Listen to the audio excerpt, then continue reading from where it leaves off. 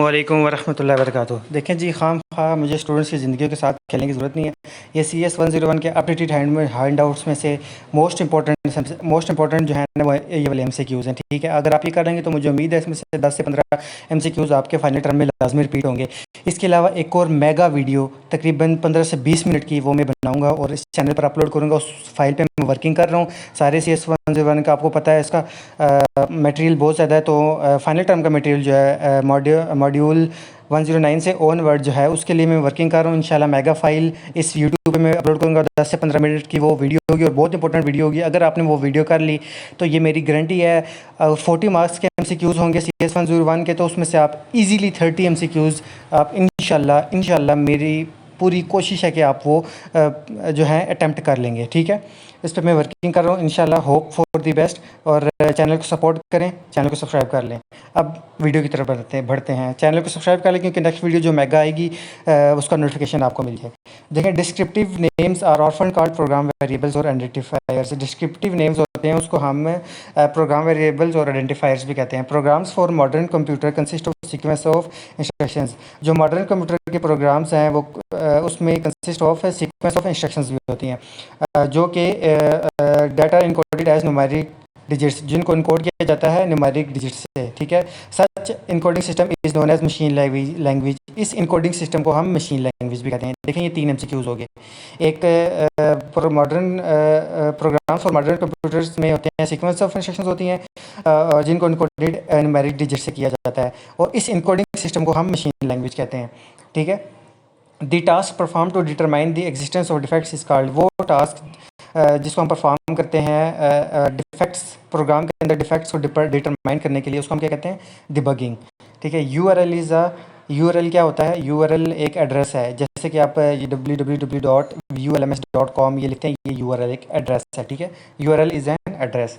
Next MCQs है, once such a mnemonic system was established, program also called assemblers were developed to convert mnemonic expressions into machine language instructions। जब एक mnemonic system जो है establish हो जाता है तो उस प्रोग्राम को हम assemblers were develop to convert. उसके लिए हम असेंबलर्स डेवलप करते हैं थे निमोनिक एक्सप्रेशंस को मशीन लैंग्वेज इंस्ट्रक्शंस में कन्वर्ट करने के लिए। नेक्स्ट MCQs है, mnemonic system for representing programs is collectively called an assembly language. Mnemonic system को जो होते हैं रिप्रेजेंटिंग प्रोग्राम्स के लिए, उसको कलेक्टिवली कॉल्ड असेंबली लैंग्वेज भी हम कहते हैं। Once this collection of high level primitives had been identified, a program called a translator। जब हाई लेवल primitives जो हैं वो आइडेंटिफाई हो जाते हैं उस प्रोग्राम को हम ट्रांसलेटर कहते हैं। और उसका जो अल्टरनेटिव होता है, जो उसको ट्रांसलेटर करता है, एंड अल्टरनेटिव टू ट्रांसलेटर्स का जो अल्टरनेटिव होता है उसको हम इंटरप्रेटर्स भी कहते हैं।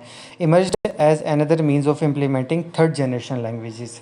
नेक्स्ट MCQs है, in case of highly standardized language, compiler designers often provide features sometimes called language extensions।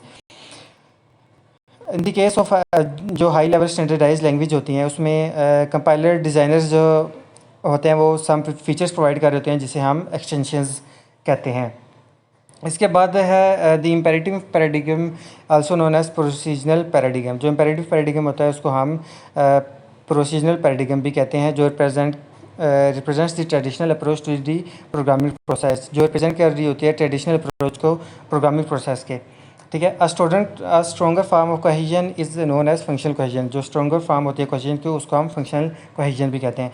The language understood by computer without translation is known as machine language. जो वो लैंग्वेज जो computer के लिए understand होती है without translate की है तो उसे हम मशीन लैंग्वेज कहते हैं। ये तो बच्चों वाला सवाल है।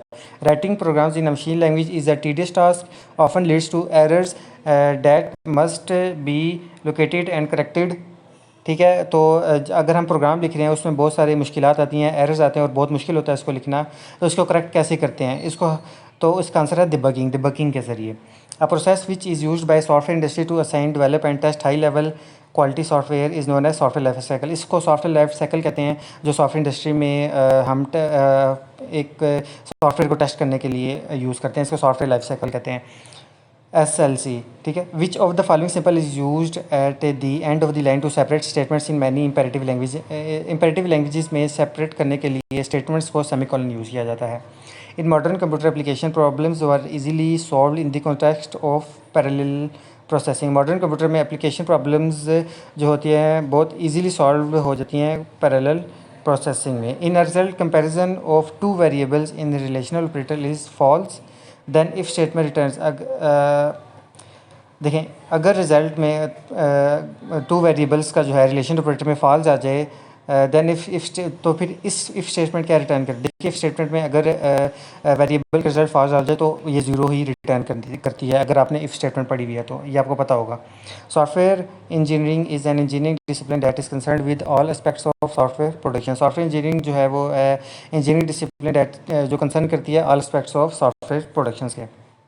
A stronger form of cohesion is also called functional cohesion. ये बहुत इंपॉर्टेंट है. Which of the following is non relational operator. C plus plus में नॉन रिलेशनल ऑपरेटर कौन सा है? Modulus equal to. ठीक है, ये जो हाईलाइटेड है. Third generation language attributes refer to for all machine. Third generation language attributes हैं वो रेफर करते हैं ऑल मशीन्स के लिए. फॉर ऑल मशीन्स ये भी MCQs है. ठीक है, इंपॉर्टेंट है. विच व्हाट इज़ द आउटपुट. इसका आउटपुट है ये आप देख लेना, बहुत आसान है, बच्चों वाला है. इसका आंसर जो है वो यू लूज़ जो है वो ये आउटपुट देगा ये प्रोग्राम. इसके बाद each programming language tends to approach the parallel processing paradigm for its own point of view relating in different terminology. For example, we have informally referred to as an activation is called a task in Ada vernacular and thread in Java. मतलब task कहते हैं Ada vernacular में और thread कहते हैं जावा में. ये वाला MCQs बहुत इंपॉर्टेंट है जो मैंने अभी बताया आपको. ठीक है, ये task in Ada vernacular and thread in Java, इसका रट्टा मार लेना. Which of the following symbol is use to represent Boolean operator for logical and. तो कौन सा ऑपरेटर यूज़ होता है Boolean operator for logical and के लिए? तो ये डबल एंड है. ठीक है, this set of instructions in a computer language to get the desired results is known as a program. जो सेट ऑफ इंस्ट्रक्शंस होती हैं कंप्यूटर लैंग्वेज में जो रिजल्ट्स देती हैं उसे हम प्रोग्राम कहते हैं. ISO makes software standards for software companies to guarantee quality control. ठीक है, ISO सॉफ्टवेयर जो होते हैं वो स्टैंडर्ड एक प्रोवाइड कर रहे होते हैं सॉफ्टवेयर कंपनीज को गारंटी क्वालिटी कंट्रोल के लिए. From a lay person's perspective design is often equated with how. From a lay person perspective design is often equated with, ये डैश होगी, इसका आंसर है हाउ. ठीक है, the term cohesion refers to this internal building. Which phase provides a road map for the developers during planning. तो वो testing phase है. The sign off models का साइन क्या होता है? ये percentage. Which of the following is incorrect scenario for shopping cart design pattern. तो ये इसका आंसर है do not use in case of single product to sell. An alternative to translators is translator का alternative क्या होता है? Interpreter.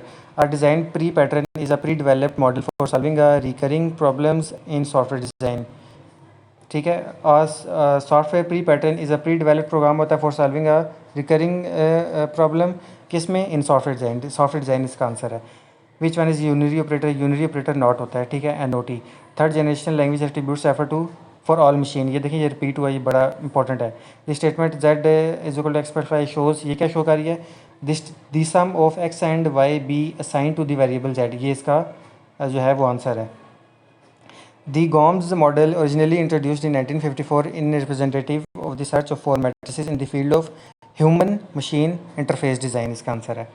The rights of the developer are formally expressed in the legal terms in a software license. इसका answer है. Software license is a legal agreement होता है between owner और user के दरमियान में of a software product that grants the user certain permissions to use the product without transferring ownership rights to the intellectual property. An array is a rectangular block. ये एक rectangular block होता है. The simplest form of array is one dimensional array. Simplest form जो होती है array की वो one dimensional array हुई है. और a single row of elements which each position identified by an index. जो सिंगल रो होती है एलिमेंट की, जो ईच पोजीशन की वो आइडेंटिफाई होती है बाय एन इंडेक्स से. A tail of stack is called its bottom or base. Tail जो स्टैक की टेल होती है उसको हम बॉटम और बेस भी कहते हैं. Inserting a new entry at the top of the stack is called pushing an entry. Removing an entry from the top of the stack is called popping an entry. The term backtracking refers to the process of backing out of a system in the opposite order for which the system was entered. A classical example is the process of retracing the blah blah blah. The term backtracking refers करती है process of backing out of a system in the opposite order. ठीक है, ये आपने याद रखना है. जो ये highlighted हुए हैं ना येलो, ये आंसर्स हैं.